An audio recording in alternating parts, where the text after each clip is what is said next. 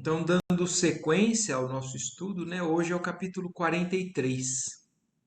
E o capítulo se chama Em Conversação. Lembrando um pouquinho do último capítulo, que era a palavra do governador, o contexto, mais ou menos, só para a gente voltar um pouquinho, né? Estava estourando a Segunda Guerra Mundial, o plano espiritual ali mesmo, na região do nosso lar, muitas pessoas estavam um pouco inseguras, e o governador veio falar para eles, né? E foi um evento, pelo que o André Luiz descreveu, um evento maravilhoso. Ele descreveu a figura do governador, foi a primeira vez que ele viu o governador de frente, assim, né, no mesmo ambiente que ele. As outras vezes ele via sempre por vídeo, né, ou áudio ou vídeo, que a gente já entendeu também que existe isso ali no plano espiritual. Mas ele descreve para a gente o governador uma pessoa extremamente sábia, forte, ao mesmo tempo que ele tem um aspecto externo, né, de um senhor de mais de idade. A vitalidade, né, a força, o vigor dele era impressionante. E ele fala, comenta com o pessoal ali da regeneração que ele vai estar em estímulo, né, e treinamento junto com eles, mas pedindo que ele precisaria, né, para defender a colônia do nosso lar, e quando a gente fala defender, a gente tem que lembrar que é uma defesa da maneira de limitar o mal e não é de agredir, como a gente está acostumado, mas de 30.000 pessoas que estejam dispostas a fazer essa linha de defesa, por conta dos desequilíbrios que a guerra iria gerar no mundo espiritual, tanto nas proximidades da Europa, quanto ali no continente americano, né? Especificamente no nosso lar, que é em cima do Rio de Janeiro. E aí ele faz a palestra dele, a conversa dele, e agora entra nesse capítulo, que se chama Em Conversação. Então, o Ministério da Regeneração, que é ali onde eles estavam, continuou cheio de expressões festivas, não obstante se haver retirado o governador ao seu círculo mais íntimo. Quer dizer, acabou ali a conversa, né? O governador se retirou e estava com os mais próximos dele, né? Mas parecia que ali continuava ainda na mesma animação, como fala, né? Cheio de expressões festivas.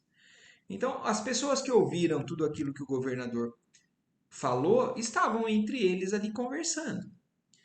Comentavam-se os acontecimentos. Centenas de companheiros se ofereciam para os trabalhos árduos da defensiva. Então, como eu falei, né, como o governador comentou, que ele precisaria de trabalhadores fiéis. E agora, nessa conversa ali, já alguns se oferecendo para trabalhar, para poder ajudar nessa linha de defesa. Assim, correspondendo ao apelo do grande chefe espiritual. Procurei Tobias para consultá-lo sobre a possibilidade do meu aproveitamento. Então, olha que legal, né, o André Luiz. A gente já tem visto o quanto o André Luiz tem se demonstrado com boa vontade, né? Tanto é que quando ele chegou no primeiro dia de trabalho ali no Ministério da Regeneração, ele até passou uma noite a mais, porque a demanda estava grande, e ele foi reconhecido, inclusive, por esse voluntariado, né, que ele estava se colocando à disposição, sincero. E agora, com o pedido do governador, ele se sentiu, talvez, na possibilidade de também ajudar nesse pedido dele. E aí ele então procurou Tobias e perguntou sobre essa possibilidade de aproveitar o próprio André Luiz, né, a sua pessoa como ajudante. Mas o generoso irmão sorriu da minha ingenuidade e falou. Então, olha isso, né, mostrando que nem sempre só a boa vontade também já é suficiente para que a gente faça algum tipo de trabalho. Existe a necessidade da capacitação, de estar pronto realmente para algumas determinadas tarefas que exigem um treino, uma estabilidade emocional, ou seja lá qual a habilidade que requer. E foi o que aconteceu nesse caso, né? O André Luiz estava à disposição, realmente, se querendo ajudar de alguma maneira.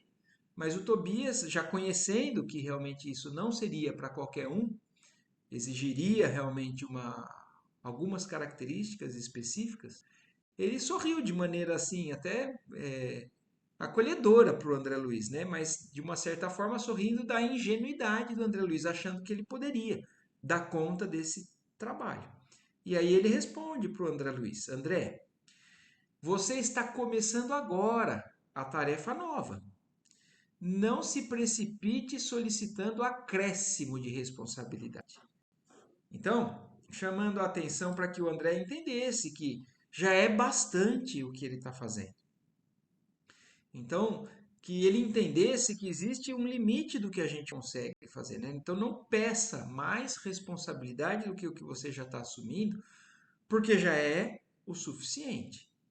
Haverá serviço para todos, disse-nos agora, ainda agora o governador. Quer dizer, não se preocupe, vai sobrar serviço para você também. É que no posto, né, que o governador pediu, né, a linha de defesa nos limites da colônia, e não seria o caso, né, para você. Não se esqueça que as nossas câmaras de retificação constituem núcleos de esforço ativo dia e noite. Não se aflija, quer dizer, não se preocupe. Você vai ter como participar de tudo isso, André Luiz, falando para ele, né? Recorde que 30.000 servidores vão ser convocados para a vigilância permanente. Então, o que o Tobias está falando para o André Luiz? É claro que você não pode ir dentro, no meio desses 30.000, mas não se esqueça, esses 30.000 vão sair de algum lugar para assumir esses postos. Então, vão abrir lacunas de trabalho aonde essas pessoas estavam fazendo a sua função. Então, se você tiver disposto mesmo, porque isso a gente vem notando, né, pelo livro, desde o nosso lar, do início do nosso lar, né? Não, a gente não tem como, ou não deve, exigir o trabalho da maneira que a gente gostaria. O bom trabalhador tem que estar disposto a servir em qualquer posto, em qualquer ambiente onde seja chamado. E então o André Luiz queria fazer aquilo que o governador pediu, mas não poderia. Mas o Tobias está deixando claro. Vão abrir lacunas de necessidade, né? Então, destarte na retaguarda serão muito grandes os claros a preencher. Então, vai ter o que a gente fazer. Aceite. Aquilo que aparecer, né, como necessidade, aceite de bom grado. Identificando-me o desapontamento, quer dizer, o André Luiz tinha, né, uma certa expectativa, foi de boa vontade, mas aí ele caiu na real, né, e ficou um pouco desapontado. Então, o Tobias, identificando esse desapontamento dele, né, o bondoso companheiro, bem-humorado, acentuou depois de ligeira pausa. Contente-se com a matrícula na escola contra o medo. Então, vocês lembram que a Narcisa tinha comentado, quando o André Luiz estava querendo saber, né, o que o governador viria a falar e tudo mais. Uma das coisas que a Narcisa comentou foi isso. O governador, ele prezava e iria fazer um curso, né, para que eles aprendessem a lidar com o medo. E ele falou também no capítulo anterior, ou no outro ainda, que eles davam inclusive mais importância nesse treinamento contra o medo, que é o que desequilibra a alma, né, de cada um dos seres ali, do que o próprio treinamento sobre enfermagem, sobre lidar direto com os problemas, de certa forma, físicos, né? Agora, o problema principal era o do medo, de lidar com as emoções, principalmente numa ocasião como essa, né? E aí o Tobias então está falando para ele, você vai ter a oportunidade de ingressar nesses cursos, né? Na escola contra o medo. E creia que isso lhe fará enorme bem. A gente já discutiu um pouco sobre isso, né, nos capítulos anteriores. o quanto que realmente é importante a gente lidar com as emoções para que a gente não estacione, não entre numa crise que inabilita o ser ou a ser útil ou a dar um passo adiante. E aí o Tobias então está falando para ele que ele pode. Nessa função ali, nesse treinamento, ele poderia participar. Nesse interim, recebi grande abraço de Lísias, que integrara na festa a deputação do Ministério do Auxílio. Com a licença de Tobias, retirei-me em companhia de Lísias para gozar de palestra mais íntima. Quer dizer, o Lísias estava feliz ali também, porque ele estava ingressando, né, no setor dele, num novo trabalho também e estava querendo comemorar. E o André Luiz então pediu licença até o Tobias para poder ir junto com o Lísias para conversarem mais sobre o assunto ou sobre outras coisas também, né?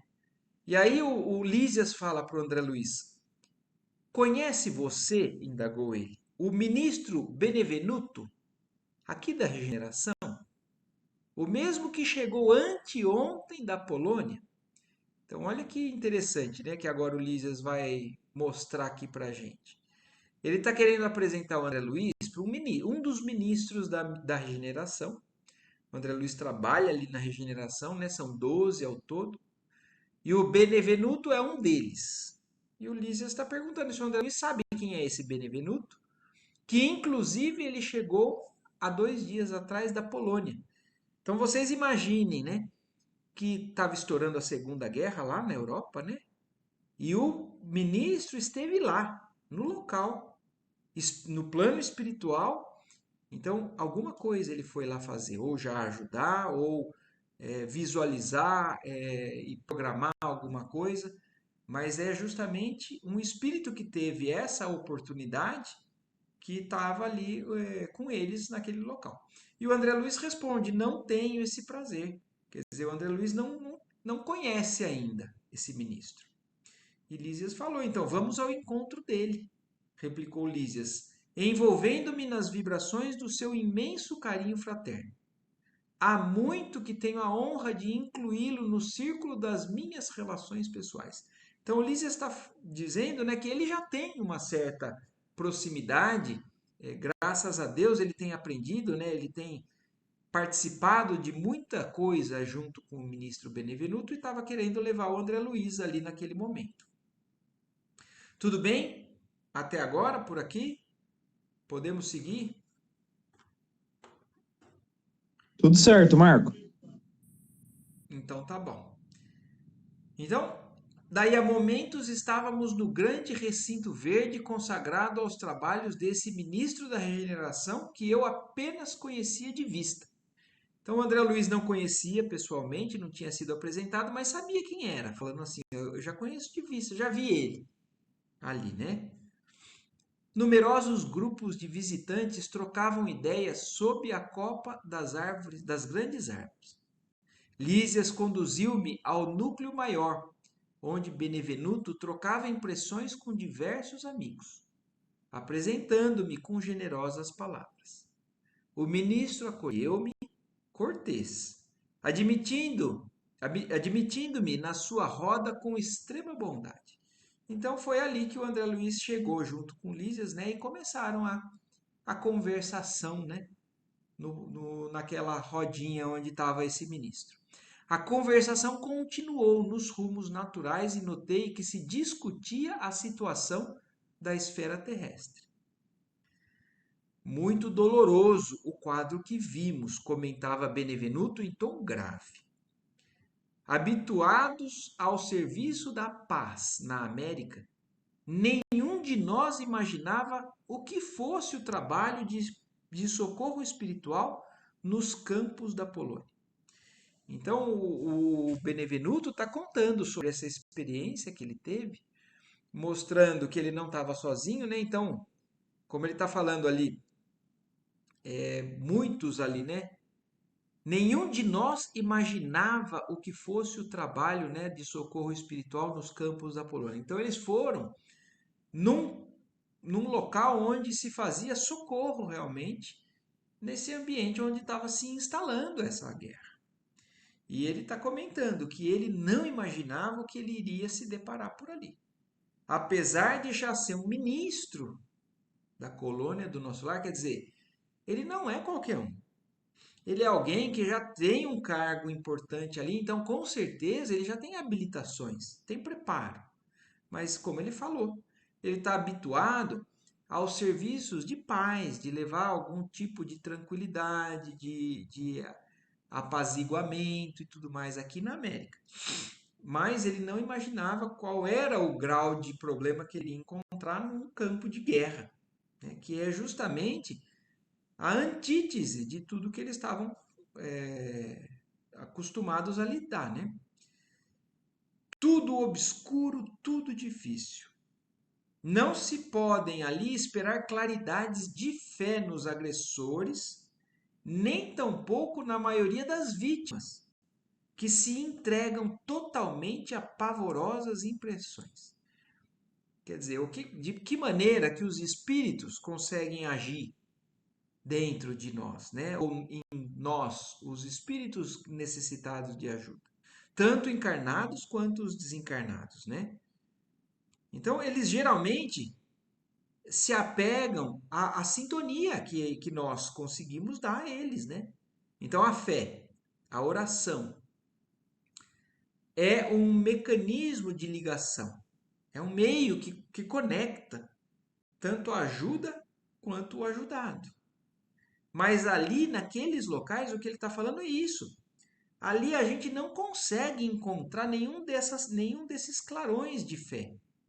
Nem nos agressores, que são aqueles que estão ali querendo realmente aquela violência, querendo realmente prejudicar, mas também não só neles que ele não encontra essa brecha de luz para poder fazer esse vínculo, né?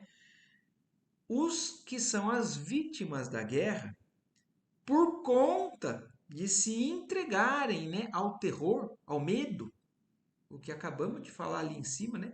O quanto que o medo, o quanto que a insegurança, e isso vale para todos os momentos da nossa vida. Não é só num ambiente como esse, ou não é só numa crise mundial como a que a gente acabou de passar, ou está passando ainda, né, por conta da pandemia. Porque quando nós somos submetidos a uma situação que foge do nosso controle, muitos de nós entram em quadro de pânico, de terror, de medo. E então, quando a gente baixa esse padrão vibratório para esses níveis, a gente acaba fugindo ou se desvinculando da possibilidade de ajuda. E é por isso que o Benevenuto está falando o quanto que é difícil para o plano espiritual poder levar ajuda a eles. Nem para os que estão agredindo, porque eles têm já uma vibração mais carregada, mais baixa, né? Mas aqueles que muitas vezes também estão ali, porque são colocados obrigatoriamente numa situação como essa, e podem ter fé, podem ter uma espiritualidade, mas muitos deles se entregam a essa vibração de terror. Então, porque se entregam totalmente a pavorosas impressões, então eles não conseguem encontrar essas claridades da fé ali no meio daquele campo de batalha. Então, isso cria um ambiente totalmente diferente do que eles estão acostumados a lidar. Os encarnados não nos ajudam, apenas consomem nossas forças. Desde o começo do meu ministério, nunca vi tamanhos sofrimentos coletivos.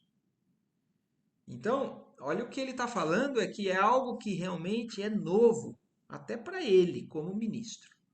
Mas essa frase que ele acabou de falar aqui, ó, me chama muito a atenção. Os encarnados não nos ajudam, apenas consomem as nossas forças.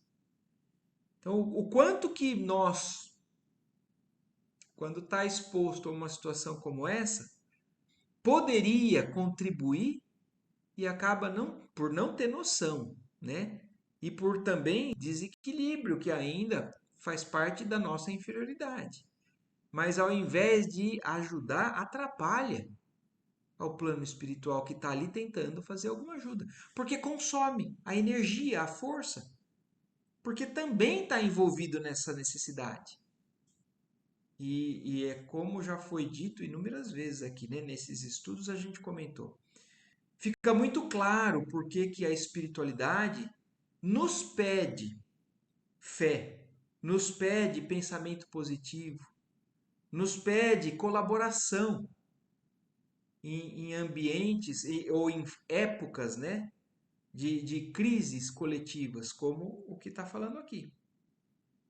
Então, nós podemos fazer essa balança, pender para o lado de aumentar os recursos para que eles possam trabalhar, ou a gente acaba por, muitas vezes, invigilância ou uma imprevidência, a gente acaba tirando ou atrapalhando o auxílio do plano espiritual. A responsabilidade que a gente tem sobre tudo isso é muito grande. Então, mesmo que a gente esteja inseguro, a gente tem que buscar, pelo menos, essa ligação. Buscar, de alguma maneira, superar essas nossas inseguranças para que a gente não piore ainda mais a situação. Se a gente está inseguro, imagina se a gente entrar numa vibração como essa, a gente vai estar do lado que vai estar prejudicando e também entrando no quadro daqueles que necessitam de muita ajuda. Mas nós podemos ajudar. Não é o que o André Luiz está tentando fazer aqui, agora, nesse momento, se colocando à disposição para ser recurso divino nessa crise mundial. No caso, ele vai ter que se enquadrar em algo um pouco com menos responsabilidade. Mas nós também podemos, muitas vezes, em momentos de crise, não ser aqueles que resolvem todo o problema, mas de alguma maneira serem aqueles que contribuem, enviando de alguma maneira energia ou elementos que a espiritualidade pode utilizar e trabalhar para que possa de alguma maneira minimizar o problema que está acontecendo. E aí, olha aqui, ó, um deles pergunta: e a comissão demorou-se muito por lá? Quer dizer, todos eles que foram nessa caravana, né, até lá, ficaram por muito tempo? Perguntou um dos companheiros com interesse. Todo o tempo disponível. Então, tudo que eles tinham de tempo que não era necessário em outras obrigações, eles aproveitaram ao máximo, ajuntou o ministro. O chefe da expedição, nosso colega do auxílio, julgou conveniente permanecermos exclusivamente atidos à tarefa para enriquecermos observações e melhor aproveitar a experiência. Então, como ele já deixou mais ou menos subentendido, eles não tinham condições de serem aqueles que estariam ali para fazer todo o trabalho naquele local. Então, o chefe da expedição falou que eles aproveitassem o máximo, mas principalmente para enriquecer as observações deles, quer dizer, para aprender, olhando, observando quem tem condições e quem estava trabalhando de maneira mais adequada. Então, existem espíritos muito acima das condições do Benevenuto, de outros ministros ali do nosso lar, com certeza. Então, eles estavam ali praticamente como pessoas que estavam fazendo um estágio. Espíritos que foram lá, de alguma maneira, contribuir, mas principalmente aprender. Então, para enriquecermos observações e melhor aproveitar a experiência. Com efeito, as condições não poderiam ser melhores. Quer dizer, apesar de ser algo muito triste, um quadro muito triste o da guerra, para o aprendizado era uma experiência única deles.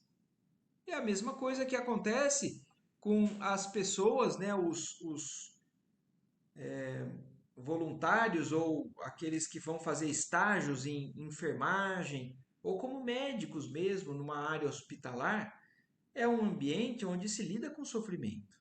Mas, para quem não tem experiência, ver outros trabalharem e fazerem aquilo que precisa ser feito, porque já aprenderam, é a melhor maneira de poder trazer informação para que possam ser enriquecidos com isso. Acredito que nossa posição está muito distante da extraordinária capacidade de resistência dos abnegados servidores espirituais que ali se encontram de serviço. Então, esse trecho deixa muito claro para a gente o quanto que eles, apesar de fazerem parte dos dirigentes da colônia do nosso lar, olha a humildade dele, inclusive, de reconhecer isso, né?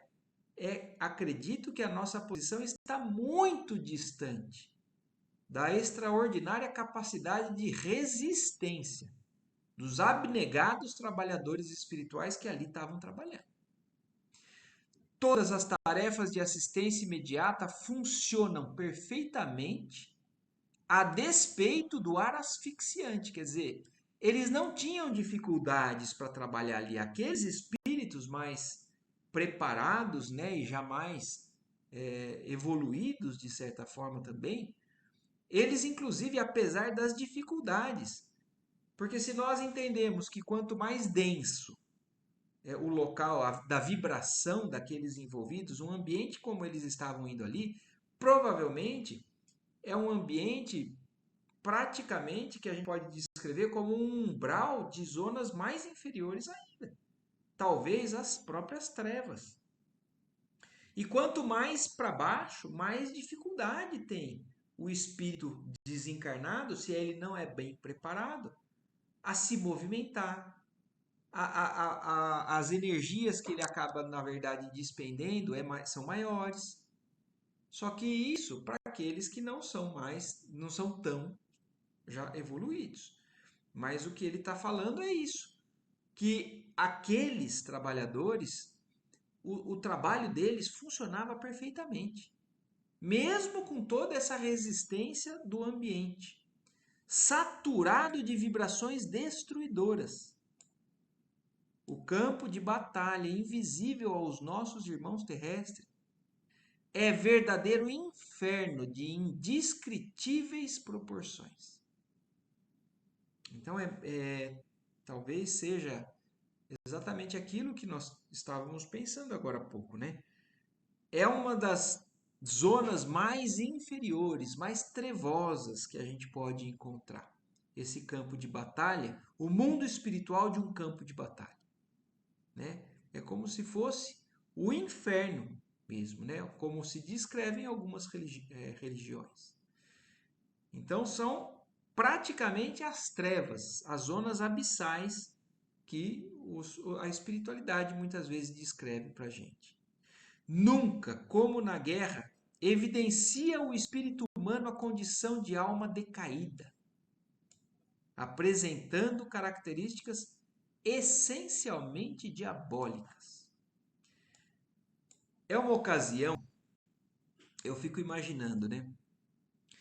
Porque no dia a dia, no nosso ambiente de trabalho, de convívio social, a gente respeita regras. Apesar de muitas vezes nós termos ainda instintos muito inferiores. Então, para que a gente não sofra as consequências das leis, a gente muitas vezes se segura. Então, a gente freia alguns instintos porque existem leis, regras, e a gente sabe que vão ter consequências para isso. Na guerra, praticamente é como se considerássemos assim: agora vale tudo. Então imagina o que não pode acontecer com esses seres que são colocados ali, falando assim, agora você pode fazer o que você quiser. Porque na verdade, você tem que sobreviver. Então muitos vão fazer isso com uma dor muito grande no coração. Talvez não vão conseguir fazer. Existem talvez aqueles que passam por uma guerra sem conseguir agredir. Os mais evoluídos talvez consigam agir assim. Mas na grande maioria de nós, os encarnados nesse ambiente aqui, ainda nesse plano da nossa Terra, ainda carrega dentro muita coisa ruim. Então, e é como ele fala, né? Nunca, como na guerra, evidencia o espírito humano a condição de alma decaída, apresentando características tão diabólicas. Porque ele coloca para fora tudo o que pode naquele momento, por medo, ou por prazer, ou porque simplesmente se vê livre dessas regras. Então, isso é um ambiente de guerra. E olha aí, ele continua descrevendo o que o Benevenuto está contando aqui para a gente, né? Vi homens inteligentes e instruídos localizarem com minuciosa atenção determinados setores de atividade pacífica para a que chamam impactos diretos. Bombas de alto poder explosivo destroem edifícios pacientemente edificados. Quer dizer, o que acontece numa guerra foge dos padrões de bom senso, né? Aos fluidos venenosos da metralha casam-se as emanações pestilentas do ódio e tornam quase impossível qualquer auxílio. O que mais nos contristou, quer dizer, o que, apesar de tudo isso que ele já descreveu, da destruição que é na guerra, né? De pessoas inteligentes e muitas vezes bem instruídas, né? Acabando fazendo esses absurdos. Mas apesar de tudo isso que ele já descreveu, o que mais deixou eles tristes foi a triste condição dos militares agressores, quando alguns deles abandonavam as vestes carnais, compelido pelas circunstâncias. Então, olha o que ele está falando. A cena mais trágica que ele presenciou ali era quando esses agressores, esses militares que iam realmente com toda a raiva, com toda a sede, né, de violência, de matar de fato, quando acontecia deles morrerem, desencarnarem nesse campo de batalha. Então imaginem a condição de um ser como esse, né, totalmente enlouquecido, né, por conta desse íntimo infernal, né, que eles estavam colocando para fora. Mas eles estavam ali achando que eram indestrutíveis, até o momento em que, por alguma coisa, um tiro ou uma inversão, né, da situação ali, eles perdiam a vida, desencarnavam, perdiam o corpo, né? Olha o que ele vai descrever aqui agora. Dominados, na maioria, por forças tenebrosas, fugiam dos espíritos missionários, chamando-lhes a todos de fantasmas da cruz. Olha como não são seres realmente, praticamente, né, que eles devotam a sua vida contra o próprio Cristo, né? São os anticristo mesmo.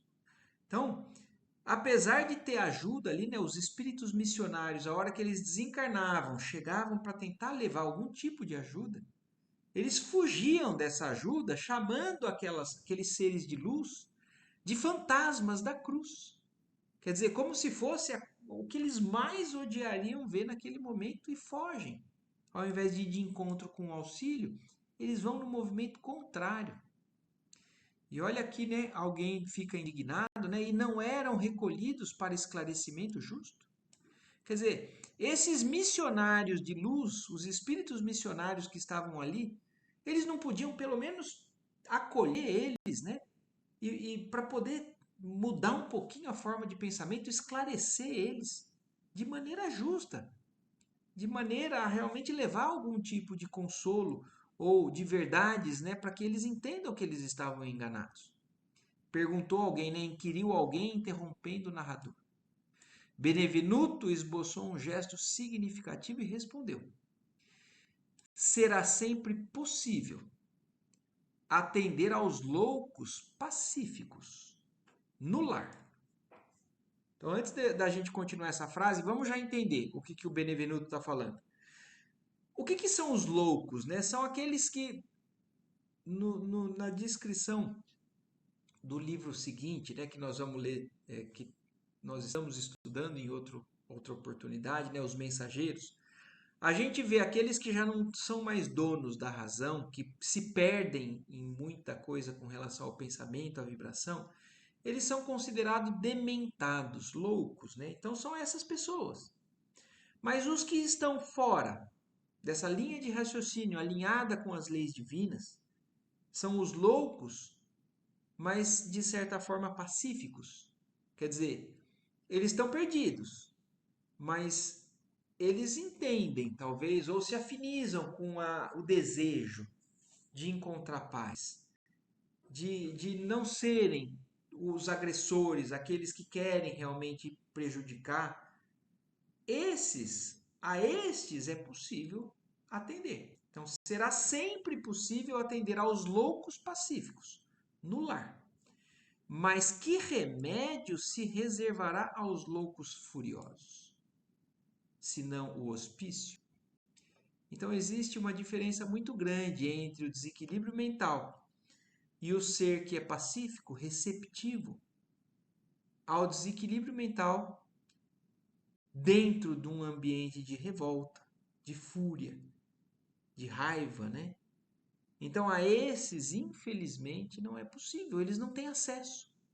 Então, a esses, o que está reservado, pelo menos por um tempo, é o hospício. É o louco agressivo, vai para o hospício. O louco pacífico, nós podemos ir na casa dele, atender a ele e levar algum tipo de auxílio. É isso que o Benevenuto está falando. Aqueles que estão desencarnando naquele ambiente, naquelas condições, não é possível acessar a eles. Não havia outro recurso para tais criaturas. Então não tinha como. Não tinha outra maneira de lidar. Se não deixá-las nos precipícios das trevas, onde serão naturalmente compelidas a reajustar-se, dando ensejo a pensamentos dignos. Quer dizer, é um ambiente onde é a sintonia deles mesmos, né? Que eles vão passar o tempo que for necessário para cada um deles, até ser compelido ao reajustamento. Até quando eles começarem a se cansar do pensamento prejudicial e começarem a se voltar para pensamentos mais dignos. É razoável, portanto, que as missões de auxílio recolham apenas os predispostos a receber o socorro elevado. Então, o espírito que não está predisposto ou não tem abertura para receber o auxílio, não existe uma violência por parte dos espíritos de luz ou por parte de nosso próprio Pai, né? Não existe essa violência, existe o livre-arbítrio. Então eles não vai ser imposto para eles esse auxílio. Eles vão participar isso de maneira voluntária. Vão participar disso, né? Então é razoável, como ele falou, que as missões de auxílio recolham apenas os predispostos a receber o socorro elevado. Os espetáculos entrevistos foram, portanto, demasiadamente dolorosos por muitas razões. Então, as cenas que eles presenciaram ali, talvez seja até difícil para ele conseguir descrever para nós. A gente tem um breve entendimento, né, uma breve descrição daquilo que ele viu.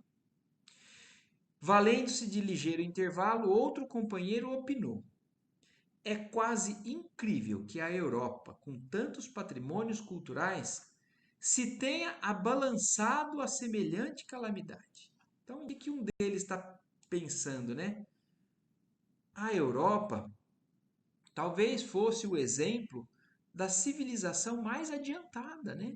Com relação às conquistas, às riquezas, ou não só a isso, principalmente a patrimônios culturais, de intelecto, de uma série de coisas. É incrível que uma civilização dessa se entregue a uma condição praticamente animalesca como essa que ele estava ali descrevendo. E aí, olha a resposta do ministro: falta de preparação religiosa, meus amigos. Definiu o ministro com expressiva inflexão de voz.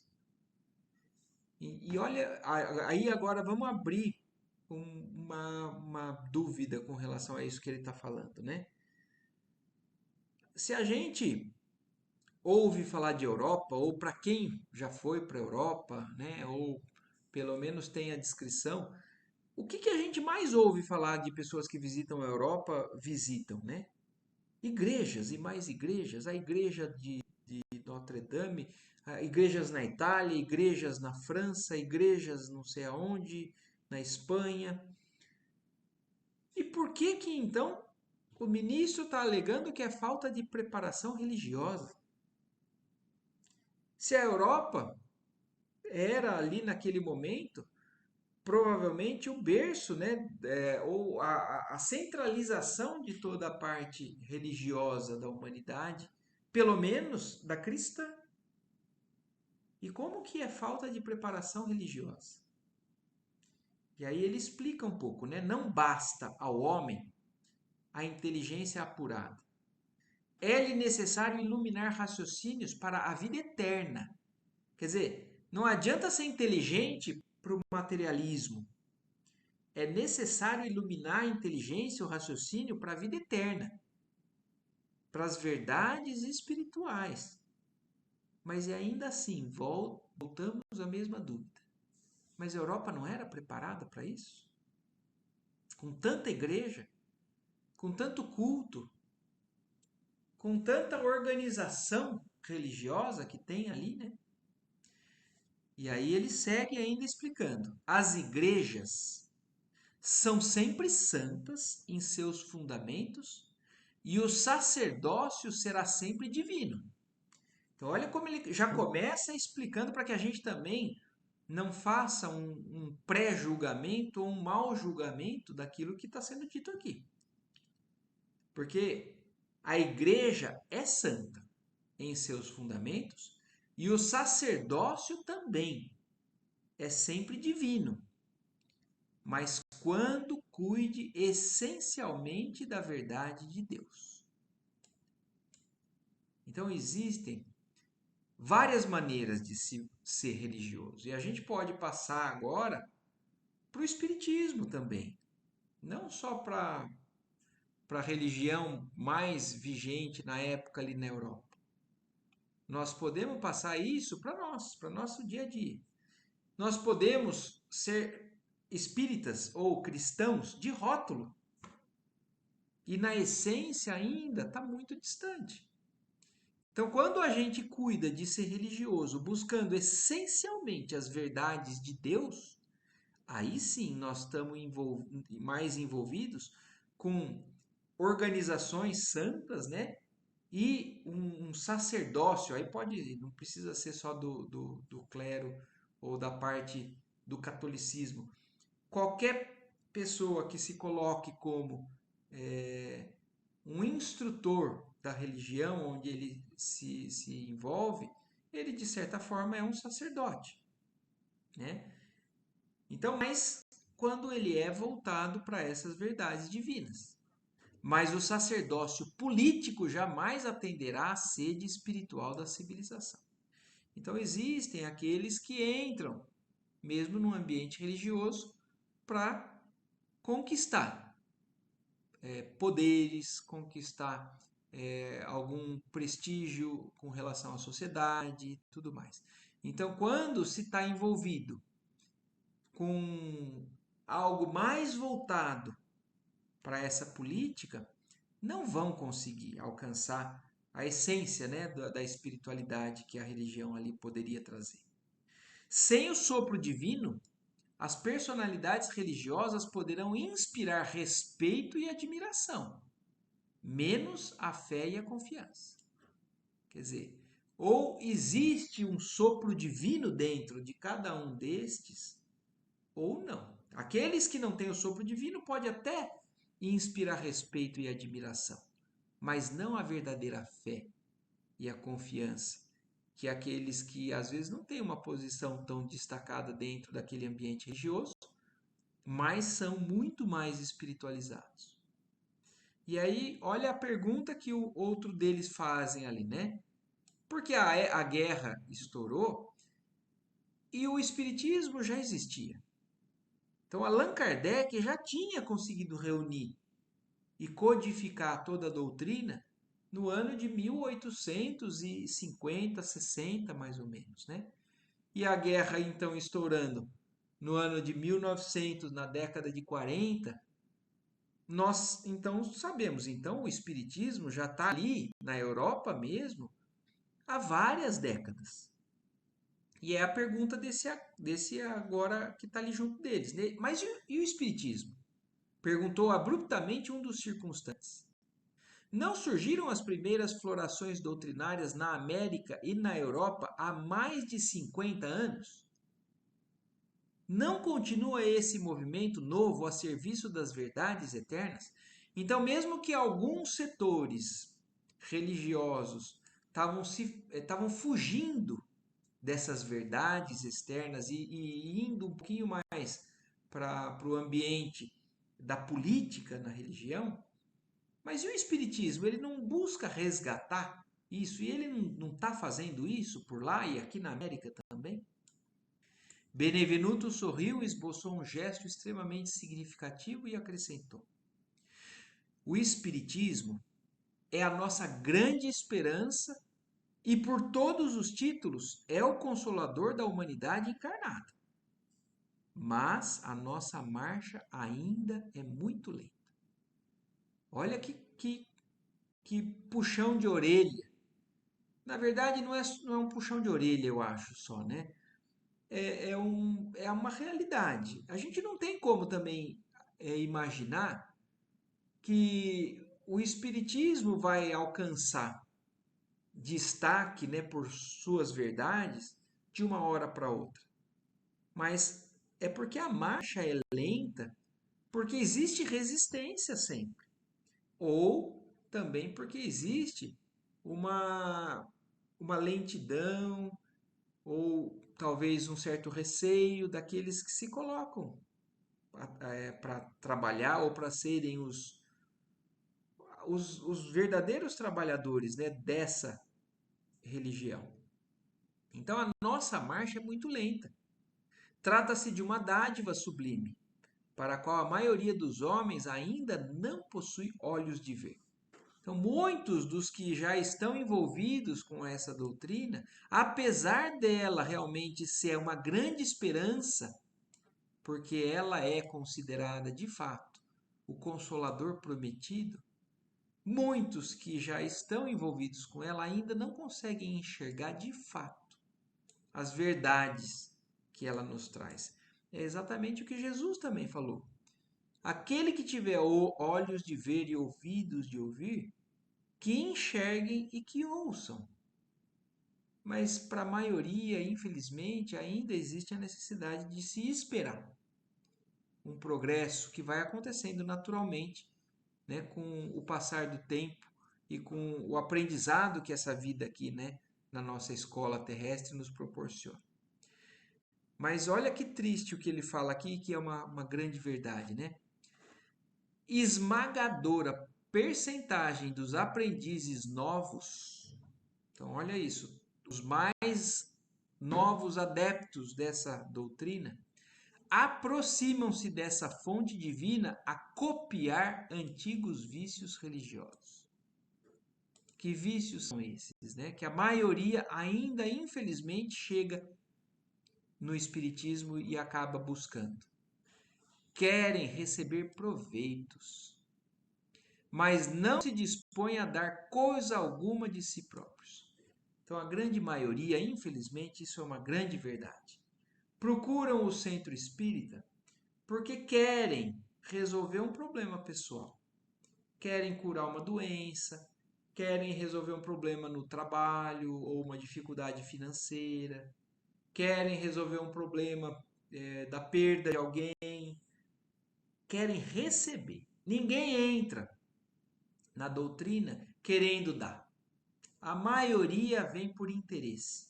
E quando o interesse não acontece, na verdade fogem e procuram outras e outras religiões, falando aqui não tem o que eu quero. Infelizmente, a grande maioria da humanidade procura religião para isso, para resolver ou receber coisas que têm interesse pessoal. Então, essa é a grande verdade. E isso é o que tem que, na verdade, nós começarmos a entender e mudar. Quem de nós entra para poder contribuir, fazer algo, se doar, para poder fazer o que a gente busca da espiritualidade? O que a espiritualidade está fazendo por nós? Porque quando a gente busca um conforto, muitas vezes até uma cura, eles fazem de tudo para conseguir aliviar os nossos problemas. E nós? Estamos entrando ali na casa espírita para fazer o quê? Só para receber o passe? A hora que é chamado para fazer qualquer coisa, ah, não, eu não posso, tenho compromisso, não tenho tanto tempo assim, e aí não consegue se doar. E invocam a verdade e não caminham ao encontro dela. Olha que faz, isso sim é um puxão de orelha. Isso sim é um tranco de frente para a gente, né? Às vezes a gente busca e quer a verdade, mas não caminha na direção dela, quer ir no lado dos interesses pessoais. Enquanto muitos estudiosos reduzem os médiums a cobaias humanas, quer dizer, até porque naquela época os que se sentiam interessados pela mediunidade queriam fazer testes, queriam entender, queriam fazer de alguma maneira explorar para que aquilo fosse como se fosse até uma apresentação de circo. Era algo que era bonito de ver os fenômenos e tudo mais. Então, enquanto muitos estudiosos buscavam a doutrina por conta dos fenômenos, fazendo os médiuns de cobaias humanas, numerosos crentes procedem à maneira de certos enfermos, que, embora curados, creem mais na doença do que na saúde, e nunca utilizam os próprios pés. Quer dizer, acabam o tempo todo ficando viciados na dependência de buscar que outros resolvam os seus problemas e nunca fazem um esforço pessoal para poder fazer essa caminhada, que é o que resolve, é o que consegue. Enfim, procuram-se por lá os espíritos materializados para os fenomenismos passageiros, ao passo que nós, outros, vivemos à procura de homens espiritualizados para o trabalho sério. Quer dizer, os espíritos que estão ali no centro espírita estão o tempo todo procurando ajuda dos encarnados. Olha isso, porque a gente acha que a gente vai lá para procurar ajuda deles.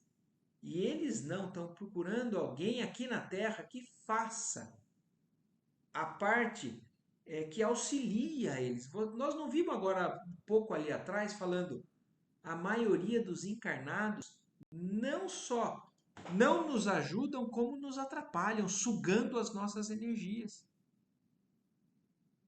Então, a maior parte vai ali querendo só saber se espírito da comunicação mesmo, se da comunicação se fala coisa interessante, se faz rodar mesa, se faz subir objetos, se faz materializar rosa.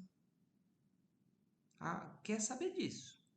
Agora, ir lá para saber o que os espíritos esperam de nós, para poder ser útil ali no alívio do sofrimento, no tratar bem a todos que entram ali, aí fica difícil, né? E isso é tão verdade que, como o espiritismo vem mudando desde aquela época para agora, existiam épocas em que era muito comum esses fenômenos mais gritantes, né, com relação a fugir do natural, do comum, do que a gente está acostumado a ver. Pareciam sobrenaturais, né? Então existiam muitos fenômenos de desmaterialização, de materialização, e hoje cada vez está mais raro isso. Por quê? Porque o Espiritismo já chamou a atenção, já provou que aquilo é real. Agora não é para continuar a ser espetáculo, é para poder angariar os trabalhadores fiéis, aqueles que estão dispostos a servir o Cristo, no que o Cristo veio ensinar. O Cristo não veio ensinar a fazer milagre. Ele veio nos ensinar a ser bons, a procurar a evolução, a procurar levar consolo.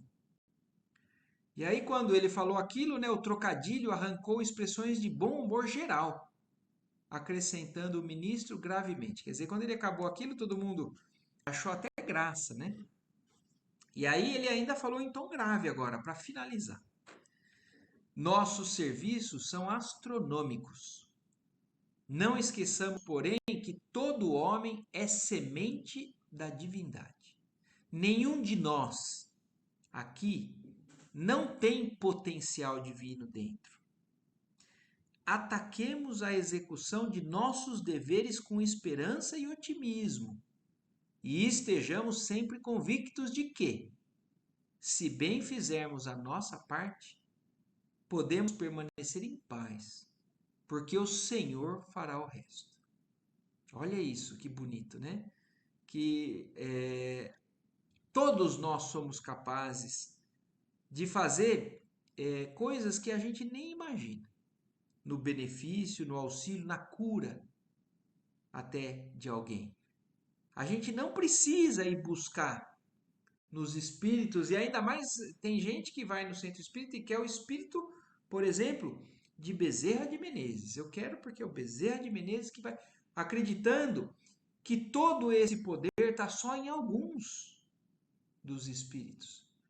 Mas o que aqui o Benevenuto está falando, que todo homem é semente dessa divindade. Então, não está só de posse de alguns, mas a gente precisa se colocar à disposição disso. Se a gente não se colocar aberto para que essa força divina, através dessa espiritualidade, haja através de nós, né, com uma participação, por mais que seja pequena, mas a hora que a gente abre o canal, as coisas acontecem, né?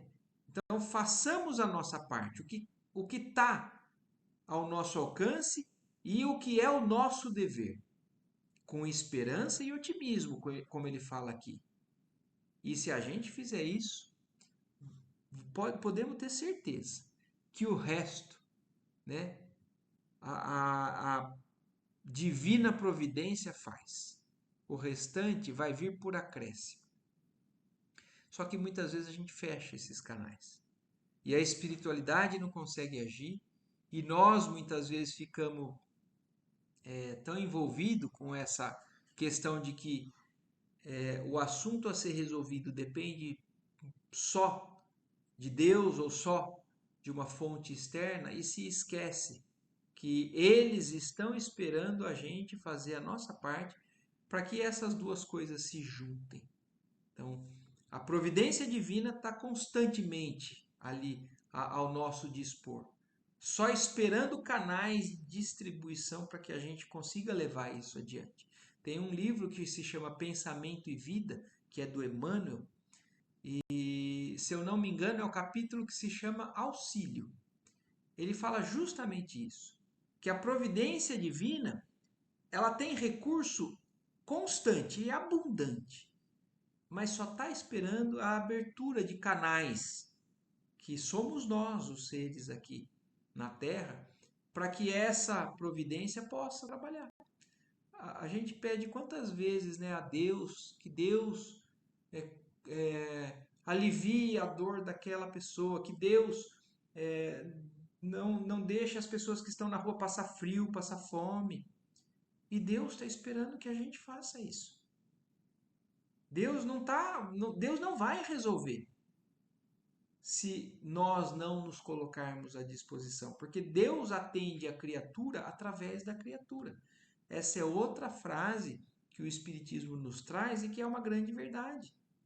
Não adianta nada a gente ficar pedindo, pedindo, pedindo, pedindo, e somos nós quem podemos ser aqueles que são sensibilizados e podem levar esse auxílio que Deus é capaz de levar através da nossa disposição, de nos colocarmos, né, ali naquele momento para que isso aconteça. E assim, então, encerra esse capítulo, mais um capítulo, né, lindo aqui do nosso lar, o capítulo 43, então, em conversação. E aí eu queria ouvir de vocês alguma coisa, se vocês têm a dizer, alguma pergunta. Mas é mais um capítulo lindo, né? É, você abriu aí, mas eu acho que travou. Eu não sei se você ia falar alguma coisa, agora voltou.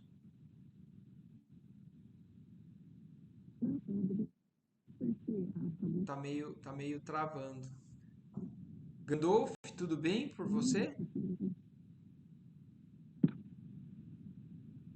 Acho que minha internet. Agora eu ouvi você falar, Eva. Antes não tava.